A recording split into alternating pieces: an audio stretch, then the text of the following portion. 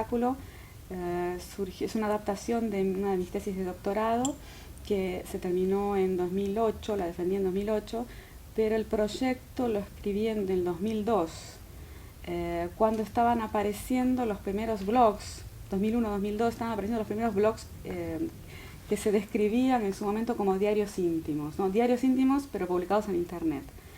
Y a mí me pareció curioso esa descripción, ¿no? Diarios íntimos pero publicados en internet. Decía, bueno, ¿cómo puede ser, ¿no?, que un diario íntimo se publique en internet? Entonces decidí investigar esa aparente contradicción, pensando, bueno, ¿cómo cambió nuestra sociedad para que ahora un diario íntimo se publique en internet? Porque me parecía que esto no era un detalle, ¿no? El hecho de que un diario íntimo ahora se publique en internet me parece que redefine lo que es un diario íntimo, ya que dentro de la definición de diario íntimo está incluido el hecho de ser secreto, privado. Incluso los diarios tenían ese candadito, ¿no? Se cerraban y se escondían, se guardaban de una forma muy cuidadosa. Entonces me pareció que podía ser un síntoma de una gran transformación sociocultural, ¿no? Y esa transformación tiene que ver con estos procesos de exhibición de la intimidad, de espectacularización de la personalidad y una transformación de la estructura público-privado y los valores relacionados con lo íntimo. Y me parece que es una transformación muy profunda, ¿no? No es un detalle. Creo que los diarios, el blog como diario íntimo de internet, como diario íntimo que se publica en internet, no es simplemente algo a posteriori, o sea, se escribe un diario íntimo y se publica en internet, sino que nacían ya para ser publicados en internet. Y después, cuando estaba ya embarcada en la investigación, fueron surgiendo otros fenómenos que ampliaron, ¿no?, este fenómeno, esta primera intuición, y la confirmaron, y hasta hoy siguen apareciendo este tipo de dispositivos, como por ejemplo en las redes sociales, Facebook, Twitter, inclusive los reality shows, ¿no?, una serie de fenómenos socioculturales que fueron confirmando esta tendencia, ¿no?, de espectacularización de la intimidad y de la personalidad, exhibición de la intimidad. Entonces la pregunta fue básicamente ¿por qué?, ¿no? ¿Por qué está pasando esto? Más que describir el fenómeno. Además, ya describir el fenómeno me parece importante identificarlo, no diagnosticarlo, pero tratar de entender por qué, que es lo más difícil, ¿no? O por lo menos formular la pregunta de la mejor manera posible. ¿Por qué está pasando esto? Sí, yo creo que el tema de la preparación cultural es fundamental, porque no me parece que las cosas hayan cambiado porque aparecieron estas tecnologías, ¿no? No es porque de repente está internet y es posible publicar un diario íntimo en la red y que todos lo vean, que la gente hace eso, ¿no? O sea, me parece que es al revés. Y lo mismo con las redes sociales. O sea, no es porque existen las redes sociales que ahora todo el mundo cuenta todo en internet y se muestra. Yo creo que es más bien al contrario. O sea, inventamos las redes sociales, inventamos internet y los blogs porque ya algo había cambiado y quería seguir cambiando en ese sentido. Y entonces necesitábamos estas herramientas para hacer esto, ¿sí? Entonces, no creo que porque tenemos cámaras disponibles ahora con nosotros todo el tiempo, cámaras de fotos, cámaras de video, no es por eso que ahora nos sacamos selfies todo el tiempo, sino más bien es al contrario. O sea, inventamos dispositivos con cámaras para llevar con nosotros todo el tiempo porque queríamos sacarnos selfies y publicarlas. Entonces me parece que lo de la preparación cultural es fundamental. O sea, las tecnologías son más bien consecuencia de esa preparación cultural y después después terminan reforzando estas tendencias y tal vez también haciendo aparecer novedades imprevistas, ¿no? Yo creo que hay muchas posibilidades de responder a esta pregunta, ¿por qué?, ¿no? Creo que es una pregunta muy compleja y que tal vez también pueda ser formulada de distintas formas, ¿no? Esa pregunta tiene que ser refinada y sobre todo que tiene que ser respondida también de diversas formas y con miradas distintas, ¿no?, procedentes con distintas formaciones y procedentes de distintos campos, ¿no? Y en mi caso, el camino que decidí tomar es que el cambio tiene que ver con el yo, ¿no? El yo que firmaba los diarios íntimos, ¿no? El yo que era autor, narrador y personaje de los diarios íntimos del siglo XIX y XX, ¿no? Los diarios íntimos como un género autobiográfico típicamente moderno. Ese yo es distinto del yo que firma los blogs, ¿no?, o las redes sociales, o los perfiles de Facebook. Ese yo que es autor, narrador y personaje de los dispositivos contemporáneos de Internet y las redes informáticas es distinto, es bastante diferente al yo moderno. ¿Qué significa esto? Significa que los procesos de formación de la subjetividad en el siglo XIX y buena parte del XX tenían como objetivo, ¿no?, producir un tipo de sujeto compatible, digamos así, con ese mundo, con ese universo del siglo XIX y XX y con el proyecto modernizador de esa época. Los procesos que están activos ahora y que producen subjetividades a principios del siglo XXI pretenden formar otro tipo de sujeto, ¿no?, compatible con otro mundo. Me parece que varias cosas cambiaron, factores importantes, no solo socioculturales, sino también políticos y económicos. A pesar de las muchas continuidades, ¿no?, en muchos sentidos ese proyecto de mundo del siglo XIX y XX persiste, tal vez hasta de un modo más sofisticado y más intensificado en algunos aspectos, pero en algún sentido hay una continuidad importante en muchos sentidos. Pero lo que me interesaba destacar es la diferencia, ¿no?, porque creo que todas estas novedades nos producen inquietudes, ¿no?, y perplejidades. Nos preguntamos, bueno, ¿por qué? Como por ejemplo en el caso de los diarios íntimos en Internet, ¿no?, ¿por qué pasa esto ahora? Y creo que para tratar de responder esa pregunta, una estrategia que puede ser interesante es la de subrayar la ruptura, ¿no? ¿En qué sentido somos ahora diferentes con respecto a cómo eran los sujetos modernos del siglo XIX y XX? Entonces mi estrategia fue poner el foco en el yo, ¿no?, ese yo que es autor, narrador y protagonista de los relatos autobiográficos. Algo fundamental cambió en el sujeto contemporáneo que lo diferencia de una forma notable del sujeto del siglo XIX y XX. Y esa transformación yo la describo como un desplazamiento del eje en torno al cual se construye esa subjetividad, ¿no? En el siglo XIX y XX el sujeto moderno hegemónico, ¿no?, inspirado en el modelo burgués, construye su subjetividad a partir de un centro considerado interior, ¿no?, la interioridad, la vida interior.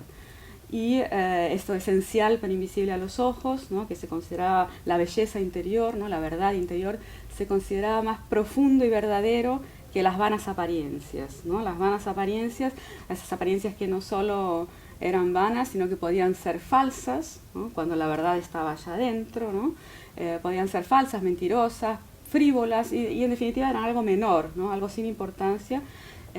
Porque la verdad emanaba de allá adentro, o al menos estaba encerrada allí adentro y había que descubrirla, elaborarla, trabajarla. Me parece que cada vez más, y tal vez con un momento importante de transformación en los años 60 y 70, ¿no?, como una resistencia también, como reacciones a este universo de la interioridad y muy relacionado con la moral burguesa, ¿no? A partir de los años 60 y 70 se enfatizan las críticas a ese modelo, que no nacieron en los años 60 y 70, ¿no? Son, por lo menos todo a lo largo del siglo XX, ese modelo de subjetividad fue muy criticado, particularmente en las artes y en la filosofía, pero también en la política y en la vida cotidiana.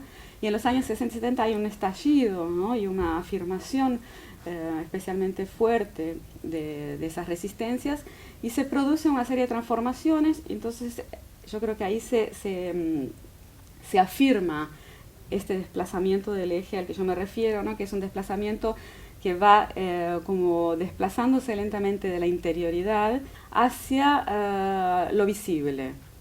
Entonces las apariencias ya no son tan vanas, ¿no? No es casual el fenómeno del culto al cuerpo que se desarrolló en las últimas décadas, ¿no?, la importancia de la imagen personal, del aspecto físico y de todo lo que se ve, no solamente las apariencias, el aspecto físico, sino también las acciones visibles, el comportamiento, todo lo que hacemos y mostramos, todo lo que los demás ven, ¿no? Eso que los demás ven, los otros ven, se transformó en algo cada vez más valioso y más confiable cuando se trata de definir quién es cada uno y cuánto vale, ¿no? Cuando en el siglo XIX y XX la verdad emanaba de la interioridad, o por lo menos estaba ahí encerrada.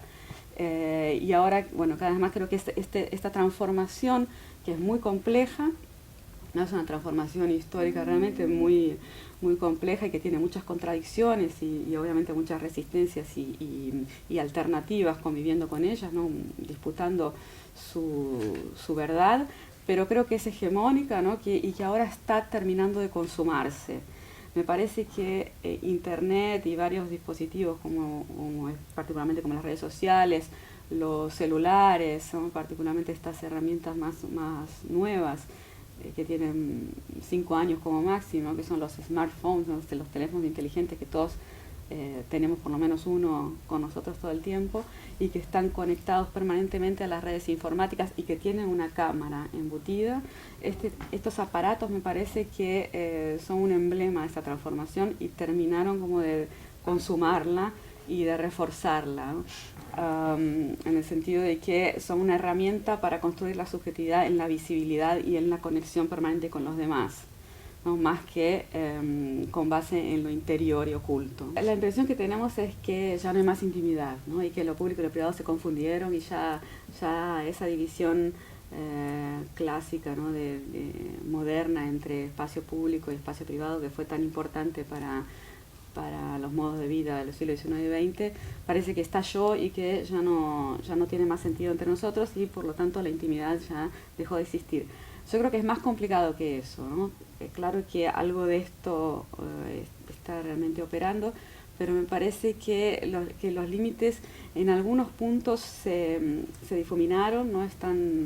Se tornaron confusos, pero todas estas categorías siguen operando, ¿no? Hay diferencias entre público y privado y todavía existe algo llamado intimidad y no solamente existe, sino es importantísimo para definir lo que somos, ¿no? Cada uno es muy, muy valorizado.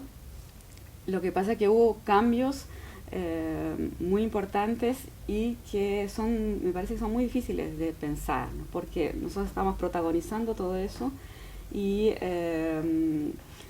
es muy rápido, es muy veloz, ¿no? En los últimos 10 años, 20 años como máximo, estos cambios se aceleraron de una forma notable, aunque vienen gestándose hace mucho, creo que en los últimos años se aceleraron mucho y se volvieron muy, muy complejos, ¿no? Son realmente muy... No creo que haya una respuesta muy simple para estas preguntas, ¿no? Sobre qué pasó con los límites entre público y privado e intimidad. Pero me parece que hay algunas pistas, como por ejemplo el caso de que si pensamos en el tema de la inseguridad, ¿no? Ese fantasma contemporáneo que es el miedo al espacio público. Me parece que esto es algo muy contemporáneo, ¿no? Obviamente también hay continuidades con el siglo XIX y XX con respecto al miedo al otro y a ese espacio ajeno, del espacio público como algo ajeno y un territorio en el cual hay que resguardarse, cuando el espacio privado, el espacio protegido, donde se podía hacer uno mismo.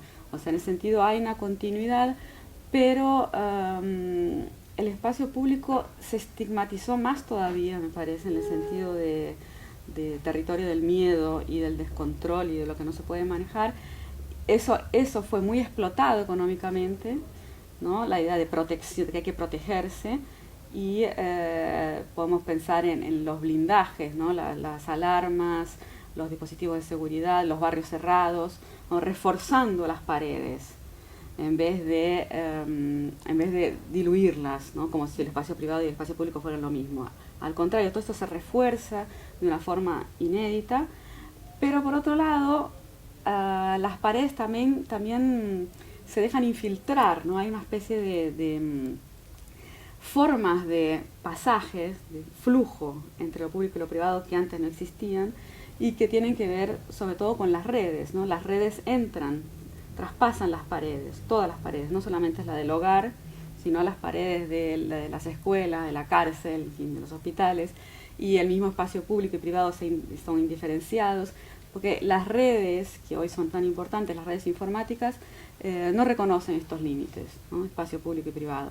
Entonces es como una complicación, ¿no? O sea, la diferencia entre espacio público y privado física, la pared sigue estando allí, pero sobre eso se instala algo muy importante para los modos de vida contemporáneos, que son las redes, ¿no? Entonces las redes atraviesan las paredes, pero no las no las anulan, sino que las reformulan. Y ahí es donde entra en juego la extimidad, ¿no? Porque la intimidad sigue sucediendo dentro del espacio íntimo, del espacio privado, perdón. La intimidad es eso que, como se definía en el siglo XIX-XX, son las actividades que se desarrollan en el espacio privado, y para eso hay una serie de tecnologías que las protegen, como las paredes justamente, las puertas, las llaves, las cortinas, todo eso se destina a proteger la intimidad, que es lo que sucede en el espacio privado. También hay tecnologías morales, digamos así, como el pudor, la discreción, toda una serie de valores que protegen, destinados a proteger la intimidad para que no se escape de ese espacio privado. Bueno, todo eso ahora está difuminándose o reformulándose a partir de las redes, no porque las ventanas, las puertas y las llaves no existan más, sino todo lo contrario, ¿no? Son cada vez más blindadas y más eficaces. Pero las redes hacen otro trabajo, ¿no? Permiten cierta evasión del espacio privado de algunas cosas, ¿no? De esta extimidad, esta intimidad que hay que mostrarla para que sea verdadera, ¿no? Para que los demás la vean. Porque parece que si no se muestra, no existe, ¿no? La mirada del otro es la que tiene que darle legitimidad. Y ahí está de nuevo el tema del desplazamiento del eje, ¿no? No es más adentro, ni de la casa, ni de uno mismo, donde reside la verdad, sino cada vez más en lo que se ve. Entonces, aún sigue desarrollándose en la intimidad, si podemos seguir llamándola así, lo más importante que nos define, digamos, las relaciones afectivas, lo que nos gusta, lo que queremos, ¿no? Todo eso sigue permaneciendo en ese campo que antes se llamaba intimidad. Lo que pasa es que todo eso lo tienen que ver los demás, ¿no? Lo tienen que ver porque si no, no tiene legitimidad o no existe, puede llegar a no existir. Entonces hay que documentarlo, hay que registrarlo y mostrarlo en fotos, en relatos, los demás lo tienen que ver. Pero bueno, la categoría de privado sigue existiendo, la categoría de público también, y mucho, ¿no? O sea, ciertos datos, como bueno, los datos bancarios, datos sensibles, como se dice, ¿no? Es muy graciosa esa palabra, porque sensible es justamente es un poco asociado al vocabulario romántico, ¿no? De la sensibilidad, de la intimidad en otro sentido, pero esos datos sensibles que son los datos bancarios, financieros, genéticos, todo eso, se protegen especialmente, y tal vez también son datos sensibles todos los que pueden implicar un papelón, ¿no? O sea, algo que los demás realmente no tienen que ver, porque esa mirada del otro que es tan importante para legitimar la subjetividad contemporánea, ¿no? Para decir me gusta y aplaudir para que podamos tener muchos seguidores que digan sí, vos valés, vos sos alguien, existís y tenés valor porque tenés una cantidad de seguidores, una cantidad de visualizaciones y de me gusta, se dice, ¿no? Me gusta, muy grandes, pero por otro lado hay una vulnerabilidad ante esa mirada ajena, como tiene ese peso tan grande, ¿no? Tiene la capacidad de decir que yo existo, la mirada del otro, no es mi interioridad la que dice que yo existo y tengo valor, sino la mirada de los otros. Entonces, en ese proceso nos volvimos muy vulnerables a esa mirada ajena. Y entonces esa mirada ajena puede darme la admiración que tanto necesito, pero también puede darme la burla, el desprecio, incluso puede ignorarme. Entonces hay una dependencia de esa mirada ajena que antes no era tan fuerte, ¿no?